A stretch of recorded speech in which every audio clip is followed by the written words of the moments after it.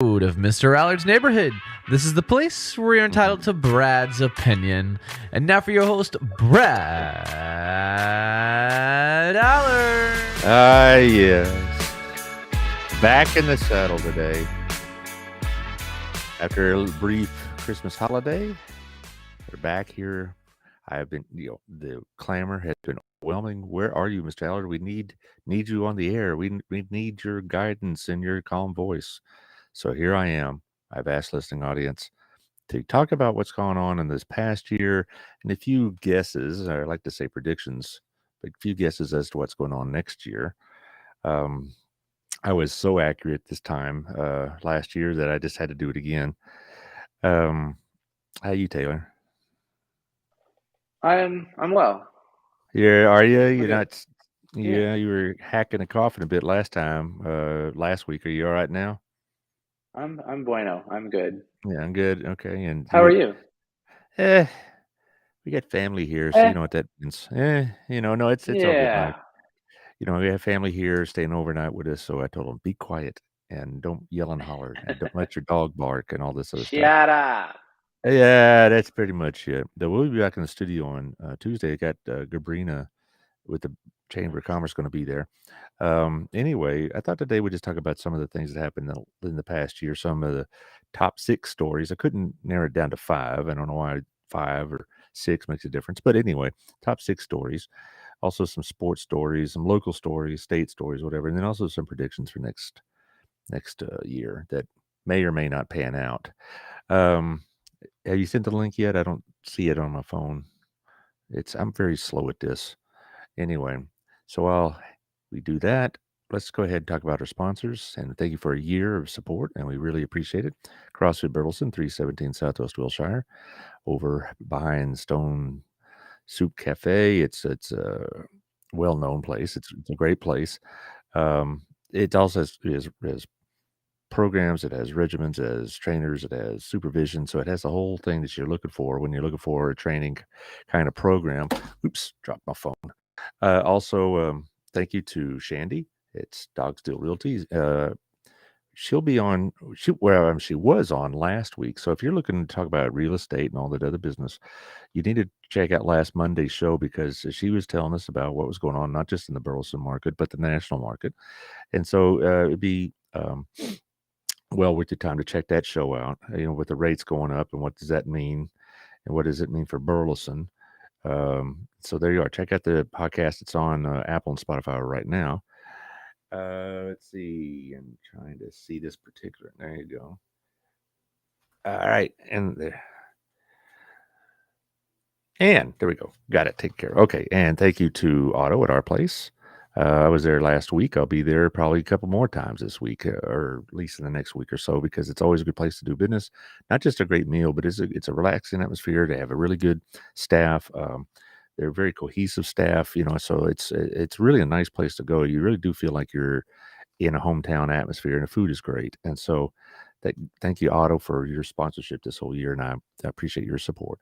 Thank you to Chris. Hope you're feeling better. Chris was supposed to be on last week, but he just was, this stuff going around, and he had bronchitis. I hope you're doing better now. He's trying to recover in time for New Year's Eve. I know they got big New Year's Eve plans for next Saturday, so if you want to have a good time and in a good respectful atmosphere without going some sleazy joint, go to Chris's place. It's a really nice place. It's a very it's a well put together bar and has all these great smokes. And so if you're looking for New Year's Eve plans, you can't do any better than Wild Cigar on Saturday night. So check out what's going on there on their website.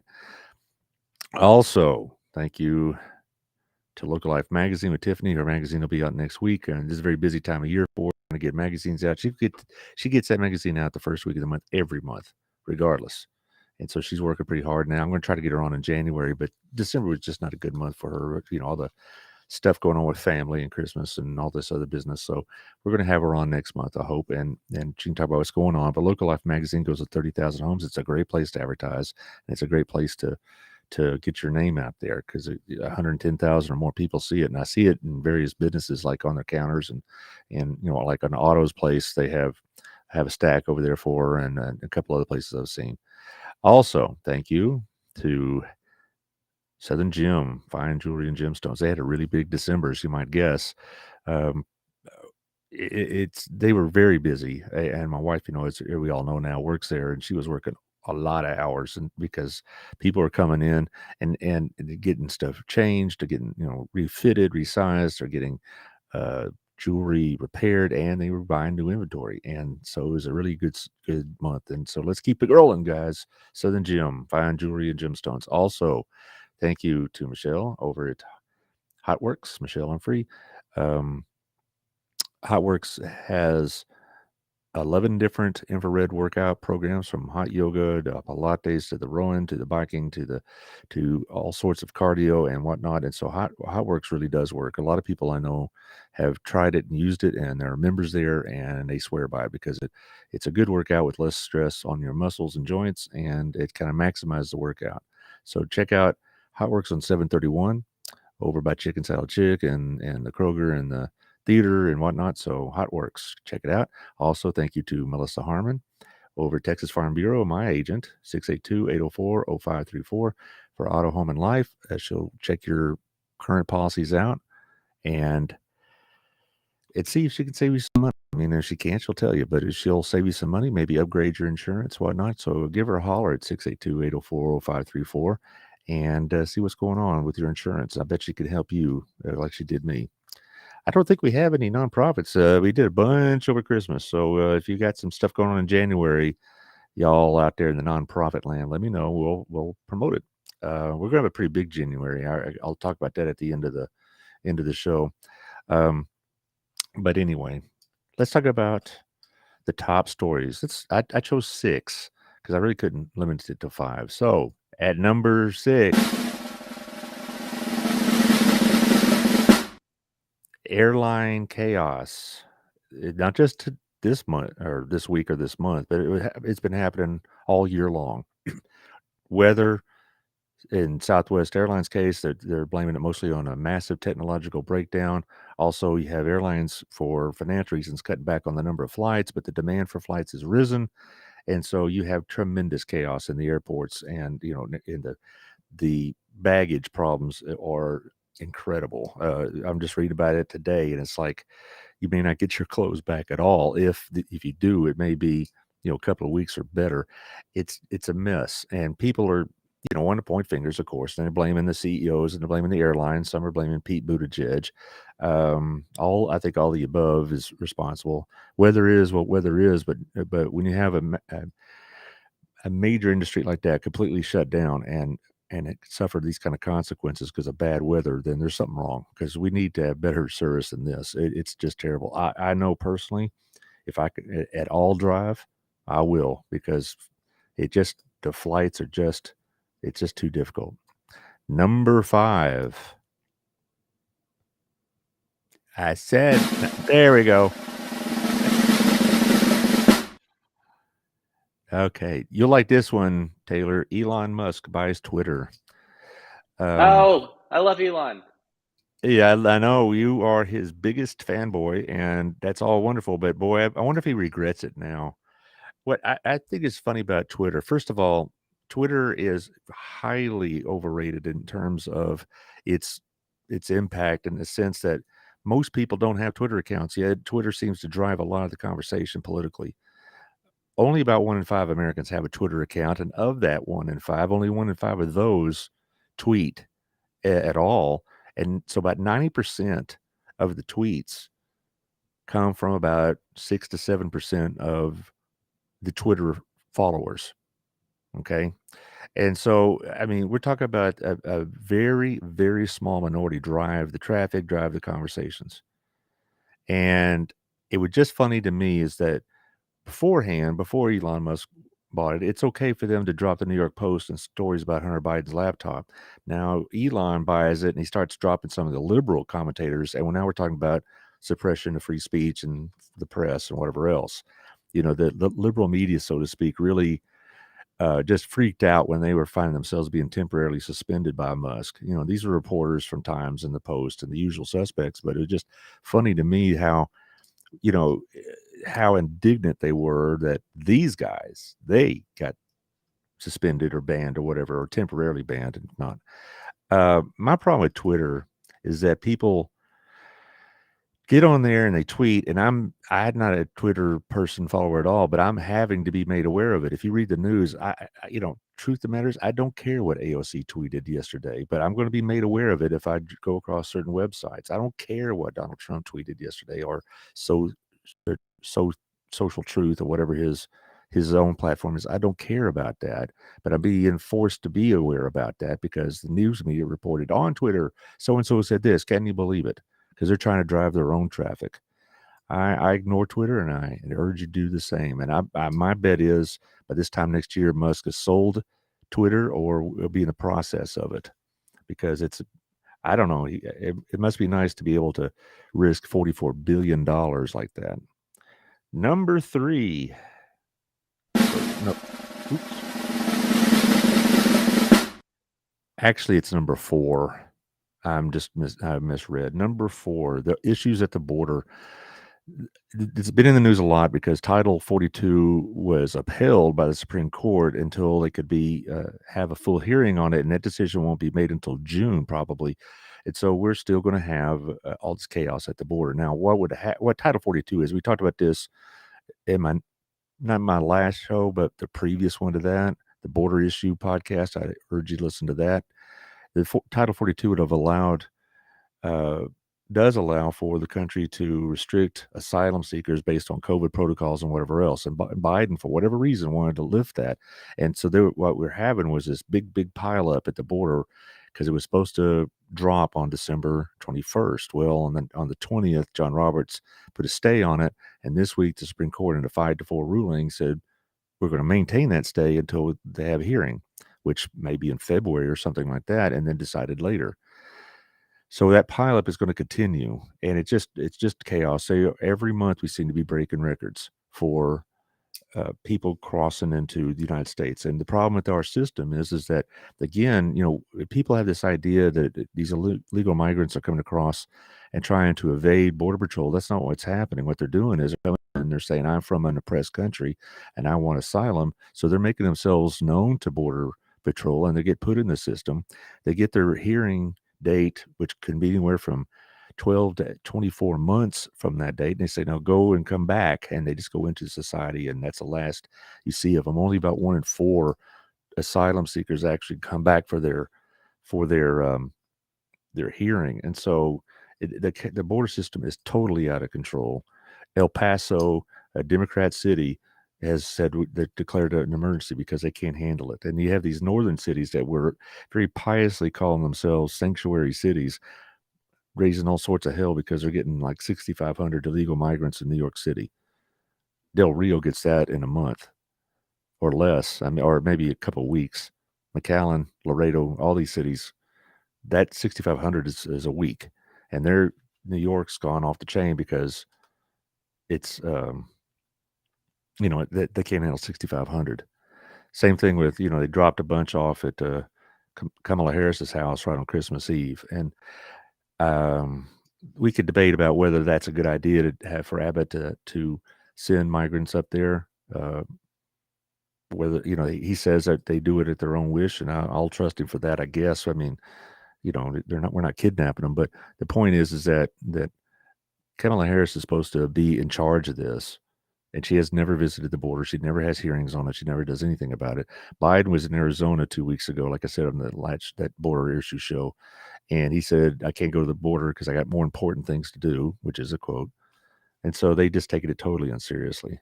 So that's going to be, when I get into the prediction part, I'll bring this up again. Number 3 now. Go ahead.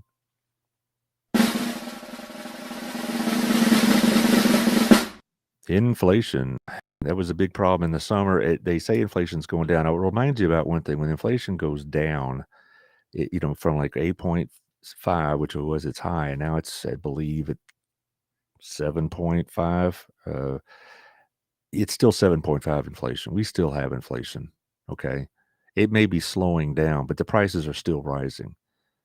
And the reason why prices are falling is because we are going to be going into a recession. Again, I'll talk about that on the prediction part of it, but we're going into a recession, not because, just what I read on the paper, but that's the whole point of what the Fed is doing is to cause a recession. But again, I'll talk about that in a few minutes. But the point is that inflation may be slowing, but it's still rising. You go to the grocery store, and I'm still astounded sometimes. There was a loaf of bread should not cost more than a couple of bucks, and it costs. Typical loaf of bread is $3.50 to $4.50, depending on what kind you're buying, and it's astounding.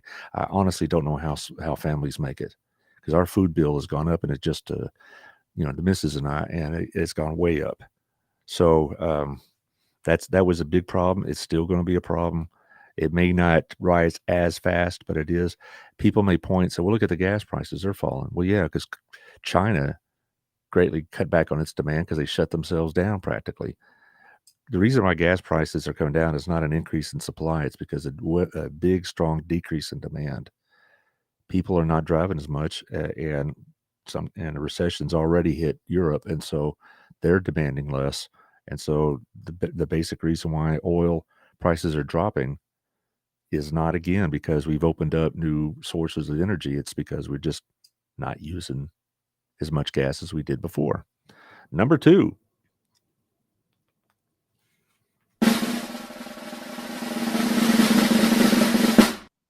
The November elections, very unusual. I predicted a pretty decent Republican wave, and that it did not happen. And we talked about this on a couple of shows, but the November elections were unusual. They were expecting a massive wave in the House, and it barely made Republican majority. And they also expected the Republicans probably to take the Senate, and now they're one less than they had before.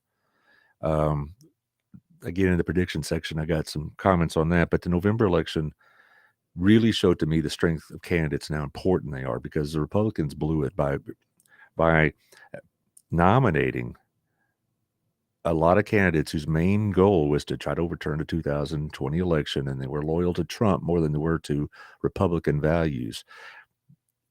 I've been asked this a couple of times, and we're blaming the Republican leadership for this. That's my blame for the Republican leadership is they didn't stand up forcefully against Mr. Trump. But the point also is that the Republicans in this country, like myself included, have the ability to nominate our own candidates through the primary system, and this is what we nominated. A lot of candidates like Herschel Walker or Blake Masters in Arizona or Don Bolduc in New Hampshire, people that should have never been on the ballot in the first place. In all these races, if the Republicans nominated typical Republicans, they would have won, because typical Republicans in the last election did win. Most of the Republicans that did win their races, with a few exceptions, were mainstream Republicans. The ones that won and took over Democrat-held seats were not Trumpers. They were typical Republicans, except for George Santos. That's a whole nother deal. In my opinion, they should not seat him. The House has to approve the election on the first day of the next session, which will be January 3rd. I believe that's the day. They have to ratify all the elections, and then they can say to Mr. Santos, sorry, we are not approving your election. And that's what they should do. But since the margin's so narrow, we'll see what happens. And lastly, number one.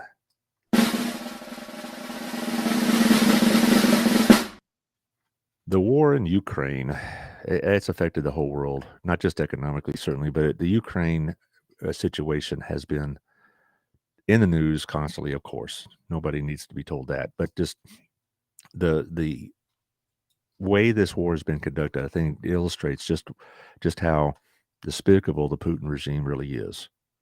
The atrocities they're committing on Ukraine and the Ukrainian citizens. The terrible stories we're hearing about massive graves and torturing and beating of civilians. It's one of the few things I do agree with Mr. Biden. We do need to support Ukraine. They say, well, and there's a lot of conservatives that think we do not need to support them, not because there's so much Putin lovers, but they don't want to be involved in foreign affairs. They're isolationists and whatever else. And they also point out that the Ukrainian government itself is not particularly, lily white when it comes to corruption and all that. My point is that without NATO support, mostly led by the United States, not only would have Ukraine been run over by now easily, but that would have just said to the rest of the like-minded dictators of the world, there is nothing to stop us. Taiwan would be next. If Russia wanted to go into the Baltic states, it'd be next. If they want to go into Lithuania, Estonia, get after it. If they want to claim land that Poland has, who's going to stop them? If we waiting for NATO, then they would run roughshod. There has to be a force in this world to counteract these kind of dictatorial things. Now, we can't be the policeman for the world. We can't be the policeman for every situation. We can't moderate every conflict between two African nations or Asian nations, whatever. But when you have a major power like Russia moving into Ukraine like this, into a neighboring, sovereign, recognized country, somebody's got to do something. Now, some of the conservative press has talked about all the historical background of the two countries and whatever else. That's great, but to have somebody like Putin be able to run roughshod over that part of the world without any retribution, without any consequence, would be tremendously disastrous for us eventually. So we'll see where it happens. Will they be fighting a year from now? Very likely.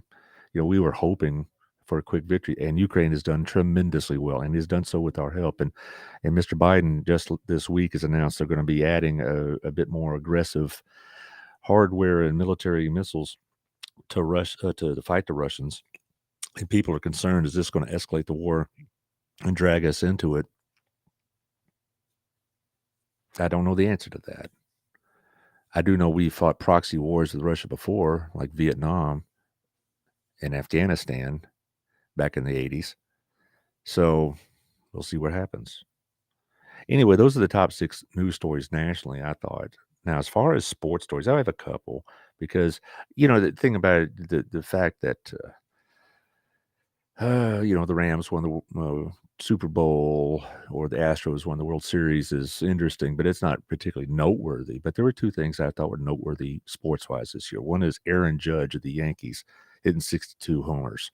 I don't know if any of y'all are baseball fans. You should be if you're a real American. But 62 homers is amazing. Okay, now, is it the record? No, the record's 70 by Mark McGwire, but I don't count McGwire or Barry Bonds or anybody of these other guys that got their home runs in the steroid era. Rafael Palmeiro is another one. Sammy Sosa is another one. I don't count those as real records because there's no question that they were artificially enhanced. Aaron Judge is a great ball player, and he also is a great guy, a good man. He is active in the community. He's a man of faith. He makes that pretty clear. He is.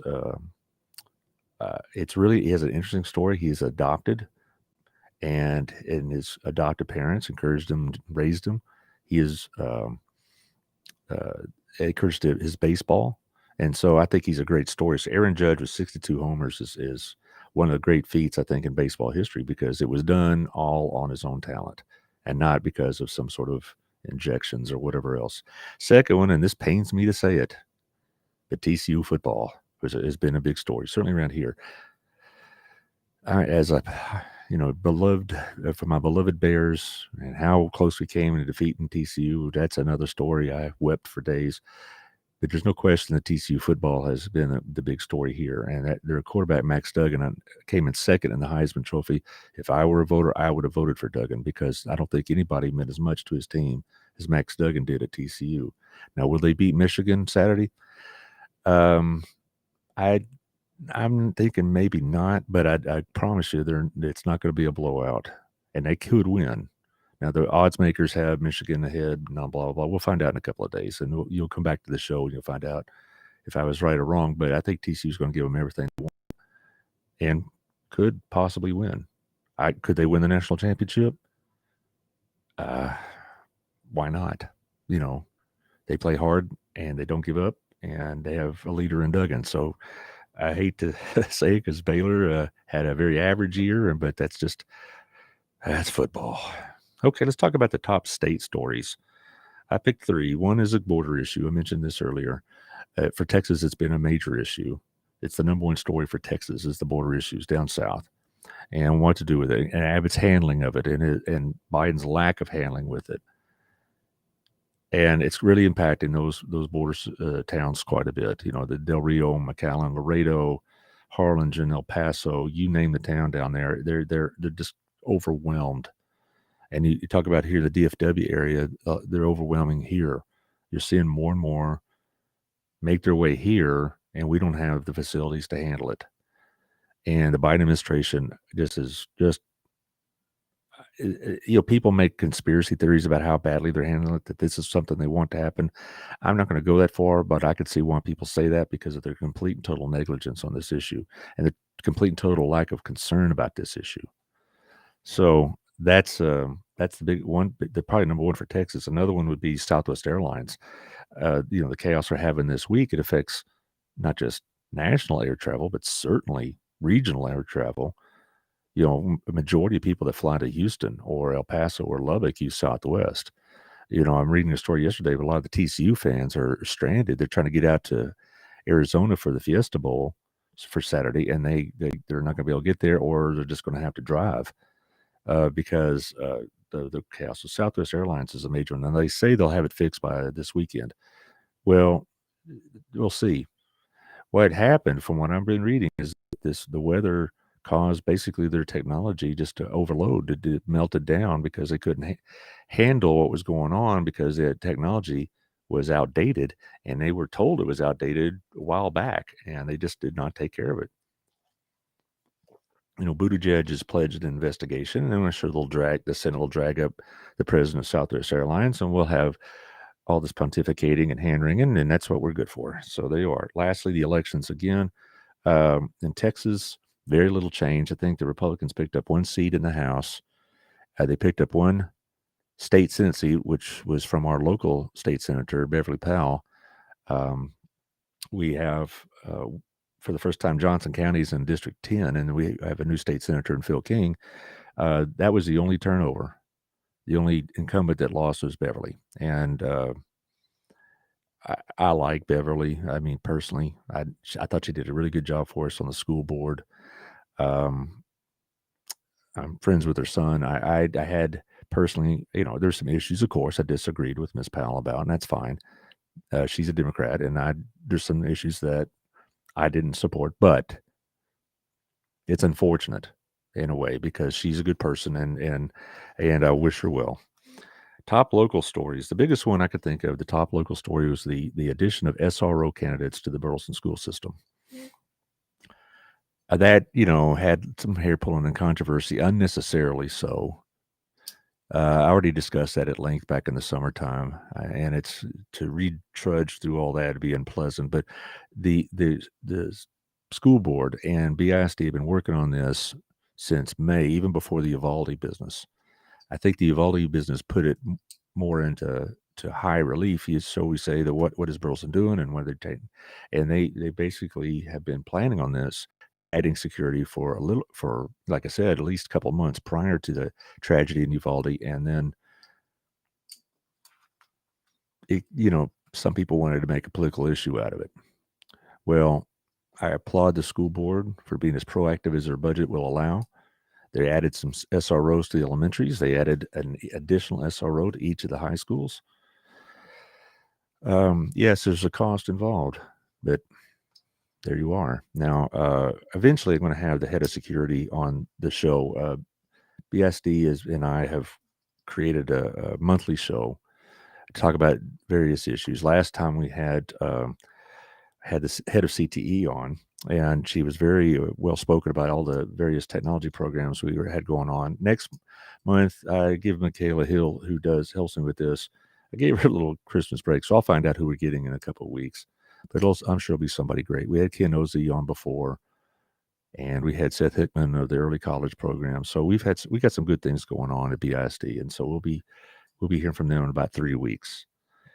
But that was the biggest issue, I thought, locally. That, and maybe the expansion of our city and the growth of it. We had several new businesses opening up, and people are excited about Dutch Brothers Coffee, or they're excited about Chipotle and Torchy's. Wait for it. Okay, I thought Taylor might jump in because he's a big Torchies fan. But anyway, Torchies. Woo! There you go. Yeah, so that's probably the second biggest story, I think, is just the continued expansion. And we have several businesses that are online. And of course, you wouldn't be able to get any secret information out of Alex Phillips, and even if you beat him with a hose. But we do have Alley Cats coming. Progress is coming along on the Heim and Razu's restaurant. They plan to be open by this time next year. So we'll see what happens. Top local stories. As far as predictions, well, we'll see what happens with predictions, but I'll give it my best. One is we will have a recession by summer, and that again is not because I'm trying to criticize Joe Biden, blah blah blah. This is designed by the Fed. Raising interest rates is one of the primary ways in which you fight inflation, and raising interest rates do cause recessionary tendencies. Companies pulling back, investing less in their companies, hiring less people. That is the prescription for inflation.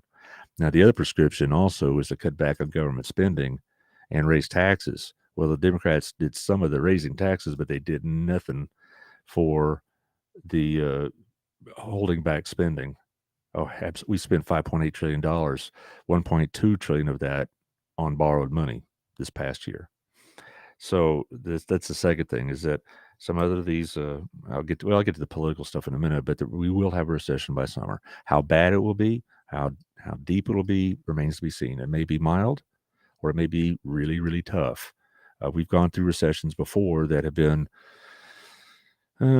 somewhat manageable, so to speak, or regionally located. And we've had recessions that were a real beating, like in 2008, 9, and 10. So we'll see what happens. We've technically been in a recession earlier in 2022, but for most people, they didn't really notice it. Well, maybe that way this year, but I think we'll notice this one by summertime. Also, we will have, after the Texas legislature convenes in January, we'll have a strong push for vouchers in the school system. My bet is by the end of the session, there will be, in some form, some sort of voucher plan that will send public money into private schools. I'll do a whole show on that, maybe next month sometime, or when it picks up, maybe in a couple of months. But I'm almost positive, given what Republicans ran on in this past election, given the makeup now, given Dan Patrick's just absolute dedication to this issue, we will have vouchers of some sort that will allow people to send their kids to private schools using the public money that would have gone to public schools. Now, it's a whole lot more complex than just that. Okay. In other words, there's all these factors to consider, but that is going to be, I think, the number one issue in the schools and number one issues in the legislature this coming spring. Another one is that we're going to have a pretty active Supreme Court. They are going to, I believe fully, they're going to shut down Joe Biden's loan forgiveness plan, and they should. I'm not talking about the quality of the issue. I'm not talking about should he or should he not, or but it should be something Congress does. I am very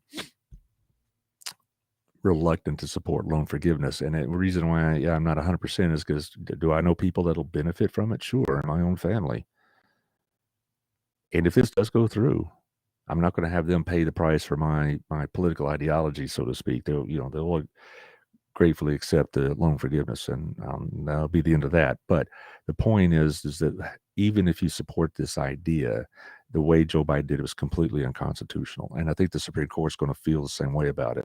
Also, you're going to see something that really is very low on the radar, but something that everybody really should be paying attention to, particularly me in the podcast business. And it's about internet culpability on their platforms. In other words, if I get on here and say a lot of inflammatory, possibly provocative things, not only would I be putting myself at legal risk, but so would this platform I'm using right now, Restream, Facebook, YouTube. Okay, so what I'm saying, if you get some Yahoo that gets on YouTube and puts out a lot of trash, and he's held legally liable, it isn't just he, but it also would be YouTube. And so what I'm saying is that if this decision comes down the way it looks like, it's going to make public platforms much less willing to put stuff that's even remotely controversial on. And am I controversial? I don't think so, but they're going to be judges of that. And so they already do that to a large degree now. But this would make them even more reluctant to put, I don't know, somebody like Alex Jones on the air. Now, I don't care one iota for Alex Jones, and we could talk about free speech and all this other business, but you're going to also see potentially what you saw with Twitter and Elon Musk, people in authority that own the stock, run these companies and Facebook and Apple Podcasts, whatever else, be so frightened of lawsuits that they'll just pretty much shut down maybe all political content. So I got real concerns about that one as well.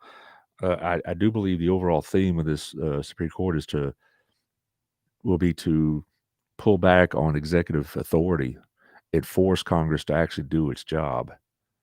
Again, like the loan thing, if the Congress really want to do that, they should do it. But by allowing the president to do it, Congress is taking the coward's way out. And this is not just the Democrats now, it's the Republicans when Trump was in office.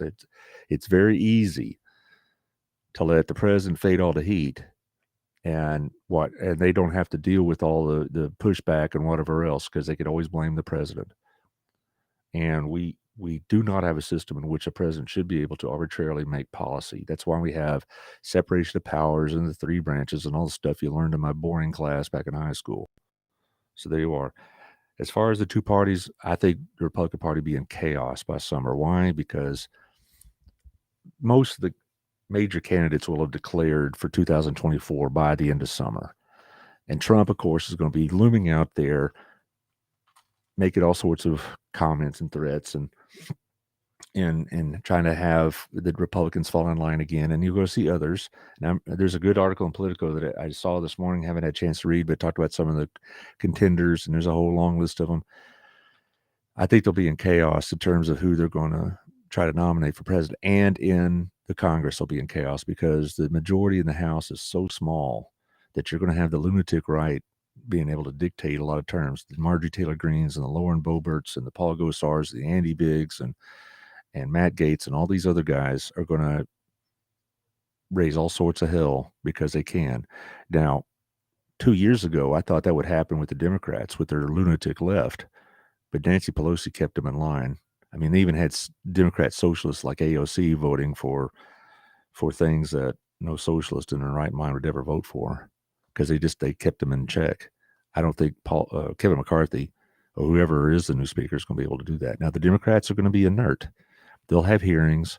They're not going to get very far in the Senate. They're not going to do away with the filibuster, because there'll be no point in it, because if they do away with the filibuster to pass some bill, it goes over to the House, and then the speaker won't even bring it up, and it'll be dead on arrival.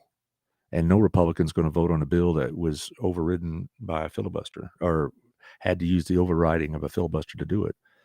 So if they do pursue what Elizabeth Warren wants to do, which is the first thing to do is get rid of the filibuster, it'd be foolish, because in 2024, the Republicans take over the Senate and say, thank you very much. This is exactly what happened in 2013 when they did away with the filibuster for judges and other presidential appointments. The Democrats did, I meant. When the Republicans took over the House, took over the Senate, and they were nominating Supreme Court justices that the Democrats had all these problems with, they couldn't override it with the filibuster because they had opened the door for it. So there you are. So the Democrat Party, I think, really is not going to be. They're going to do what the Republicans in the House are going to do. Lots of hearings, lots of grandstanding, lots of hand-wringing, lots of. I'm shocked to find gambling going on in here routine. You're going to see a lot of the two parties exchanging blame. I do not see anything major coming out of this. I think Joe Biden will be tempted to use more executive authority in ways he shouldn't. And so I don't see much coming out other than hearings about laptops on January 6th in the House and hearings about evil capitalism or whatnot in the Senate. Lastly, my sports predictions. I wouldn't bet any money on this. This is just for fun. No gambling, please. Who's going to win the Super Bowl? Taylor, do you have any thoughts on this? Are you follow this stuff? Dallas Cowboys are going to win the Super Bowl. Yeah, I'm going to say the Kansas City Chiefs. I think the Chiefs All will right. pull it together. The Bills look good, but they just seem to have problems at the very end. And the Cowboys, they may win their the first round of playoffs because they're going to be playing a team from the NFC South, which is a joke. But after that, forget it. How about the World Series? You got a thought on that one? World Series, we got Texas Rangers. Yeah, okay. You're going to go local. Well, the Rangers I will got be to better. represent the locals. Okay. I'm going to say the Yankees because Judge will be back. They got a couple of new pitchers. They re-signed most of their big players, so I think the Yankees will do it this time. So, and it's wonderful. How about hockey? You big into hockey? Dallas Stars. Yeah, of course. Although the Mighty Although Ducks, you can't go Mighty wrong with them. Ducks. Well, right now the Anaheim Mighty Ducks haven't been in the playoffs for like 4 years, and they're not going to make it this year. So they have to be a miracle story that maybe Disney will make a movie called Mighty Ducks. Who knows? And Oh, no, I'm going to what a see. classic! Yeah, with Gordon Bombay. Is that the name of the coach? It was Emilio Estevez and all that. Yeah, I saw it. I didn't see the Mighty Ducks 9 or whatever these sequels have been, but uh, I'm not a big hockey follower until the Stanley Cup. I'm going to say the Boston Bruins, primarily because they have the best record right now, and that's about it. I'm not when it comes to the NBA and the NHL. I wait to the playoffs, and in NBA, I'm still pretty meh. I much prefer college sports than college basketball and college football than the pros. I mean, I'm going to watch the Cowboys tonight, but there you are. As far as the NBA, you're going to go with the Mavericks, I guess? Duh. Yeah. Well, after Doncic's 60-point game the other night, I could see why, but I'm going to go with the Celtics because they far and away have the best record and they're killing everybody. So and maybe Boston will have 2 champs again. Those Yankees, they drive me nuts. Anyway, what's on for the next month or so? Tuesday, have Gabrina Daniels from the Chamber of Commerce in studio. She's going to be bringing a guest with her. She's working that out right now. She said she'll tell me later who it's going to be. But I always enjoy who she brings. She always brings good people. So Gabrina will be there. Also, it is going to be the beginning of the political season here in Burleson. And we've been talking about that. And it's going to be hopefully less contentious than it was 2 years ago, but we'll see. But I already have 3 candidates on for the first 2 weeks of the show, or 2.5 weeks. Now I'll announce them the week they come on, but already Mr. Allard's Neighborhood is going to be the go-to place for this. And I'm kind of self-promoting, yes, but it will be. And here's my stance on the political issue or political candidates. I don't have an open door to anybody that's running because I'm not going to have on the air anybody I can't possibly support. That doesn't mean I'm only going to show one or talk to one person per race. If there's 2 legitimate, worthy candidates running for a school board seat or a city council seat, they'll both have a seat at Mr. Allard's Neighborhood, and they'll get more or less the same questions. But if we have a situation where one of the candidates is in it to cause trouble, for their personal gain, for personal ego, forget it. They got other platforms to vent their spleen on. If they're incumbents that have been good and worthy servants of this community and the school, absolutely. If they've been there to cause trouble and raise hell and cause dissension in our community, go to the other platform, not mine. So again, I want to make myself clear. I'm not going to have personally. I'm not going to choose one over the other publicly if they're both quality people. If I don't know, pick a seat, in the mayor's race, I'll have the mayor on. You betcha. And if he has a quality candidate, I'll have him or her on. If he's running against a kook, no. And so I got a little bit of criticism for that. You should be an open forum. This is Mr. Allard's Neighborhood. This isn't National Public Radio. So there you are. And so I have 2 others that I'm trying to figure out a good day for, and we're talking, let's say, but they haven't committed, and they haven't committed their names either. So I'm not going to mention any names. So we have that. I do know that probably throughout the course of spring, I'm going to be having a good number of the candidates, and I look forward to that. They will get those that are on the show will get a fair hearing and questions from y'all. Anyway, that's it for today. We'll go back to the studio, like I said, for Tuesday. Taylor, you take care. Thank you for the special effects. Share this with your friends and Always. neighbors. And y'all try to stay out of trouble.